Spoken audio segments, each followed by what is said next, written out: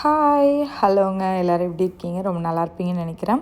இது டே 2 of Chicago trip தான்.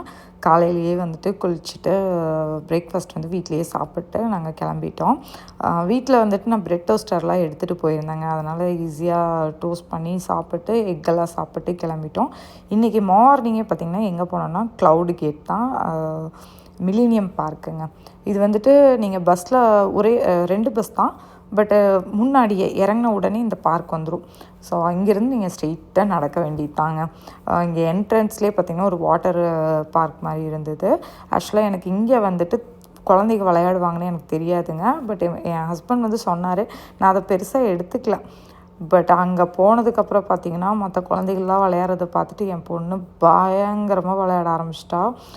என்ன பண்ணுறதுன்னு தெரிலங்க எனக்கு. ஏன்னா நான் டவல் வந்துட்டு சின்ன டவல் மட்டும் ஹேண்ட் டவல் வச்சுருந்தேன். ட்ரெஸ் எல்லாம் எதுவும் இல்லை. பார்த்தா நல்லா விளையாண்டுட்டாங்க. அது வேணும்னே அது நினச்சா தான் நம்மளை விளையாட விடுவாங்கன்னு நினச்சிக்கிட்டே போய் விளையாடுவாங்க போல இருக்குது.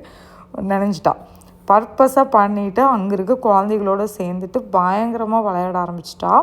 ரொம்ப நல்லா இருந்துச்சு. கிட்ஸோடு வந்தீங்கன்னா கண்டிப்பாக இந்த இடத்த மிஸ் பண்ணிடாதீங்க. அவங்க நல்லா எக்ஸ்ப்ளோர் பண்ணுவாங்க. ரொம்ப குட்டி குட்டி சின்ன சின்ன கிட்ஸ் வந்துட்டு பயங்கரமாக அதுக்கும் ஓடிட்டு பயங்கரமாக விளையாண்டுருந்தாங்க. என் பொண்ணும் மற்ற குழந்தைங்க பின்னாடியே போயிட்டு அதுக்கப்புறம் வந்து நனைஞ்சிட்டா. அந்த பைப்பில் தண்ணி வரும்னு சொல்லி வெயிட் பண்ணிகிட்டே இருந்தாங்க. பட் அது வந்து ஒரு 15 மினிட்ஸுக்கு 20 மினிட்ஸ்க்கு ஒன்ஸ் தாங்க வருது. கண்டினியூஸாலாம் வராது. அந்த தண்ணி வரும்போது மேலேருந்து ஃபால் ஆகிற வாட்டர் வந்துட்டு ஸ்டாப் பண்ணிடுவாங்க. ஸோ அந்த மாதிரி தான் இருந்துச்சு.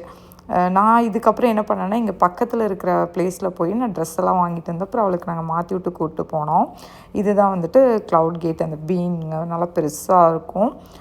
நல்லா இருந்துச்சு பார்க்குறதுக்கு. பட் இந்த இடத்துல பார்த்தீங்கனாலே உங்களுக்கு தெரியும் எவ்வளோ க்ரௌடட் இருந்ததுன்னு. பட் ஈவினிங் டைமில் வந்து இந்த இடத்துல க்ரௌட் இருக்காதுங்க. பட் க்ளோஸ் பண்ணியிருப்பாங்களா என்னன்னு எங்களுக்கு தெரியல. பட் ஈவினிங் டைமில் நான் அங்கே பார்த்த வரைக்கும் கூட்டம் வந்து அந்தளவுக்கு இல்லை. அங்கேருந்து பார்த்திங்கன்னா என் பொண்ணு இந்த கவ்வை பார்க்கணுன்னு சொல்லிட்டு அந்த கவ்வை பார்த்துட்டு அங்கேருந்து எங்கேன்னா ஃபீல்டு மியூசியம் தான் போயிருந்தோம்.